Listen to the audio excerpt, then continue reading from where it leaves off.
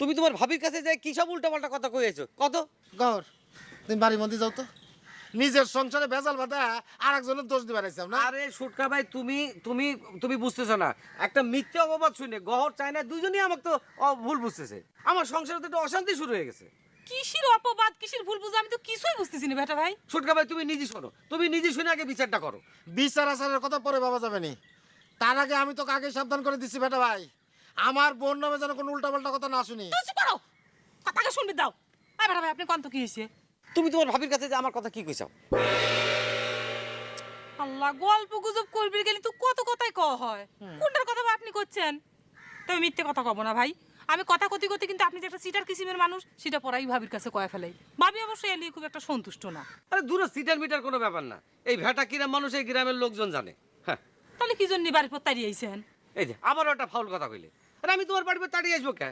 আমি তোমার কাছে সাহায্যের জন্য আইছি। আচ্ছা ঠিক আছে, গলার শটটা একটু নামায়ে তারপর আসল কথা কও শুনি। আরে ঘটনা হয়েছে কি, গহর চায়নার কাছে যে কয়েছে আমি নাকি কবে ওই চায়না খুন করার জন্য গেদা ডাকাতের সাথে যুক্তি করেছি। তুমি চিন্তা করে দেখো, এটা কি ধম্ম ডাকাতের কথা কইছে না?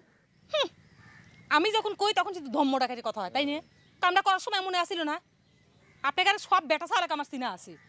নিজের স্বার্থে টান লাগলি তখন বই খুন করার কথা চিন্তা করতেও বাদে না। কাক সাক্ষী মানতেছেন আপনি? যাক সাক্ষী মানতেছেন তাকে তো আমি বিশ্বাস করি না। দেখো গহর, তুমি আমার গায়ের মেয়ে, তুমি ছোটবেলার থেকে আমার চেনো, জানো। মানলাম আমি একটু খারাপ কিসিমের লোক আছি, কিন্তু তাই বলে খুন খারাপের মতো জঘন্য একটা আজে বাজে কাম আমি তো জীবনে কল্পনাও করতে পারি নাই।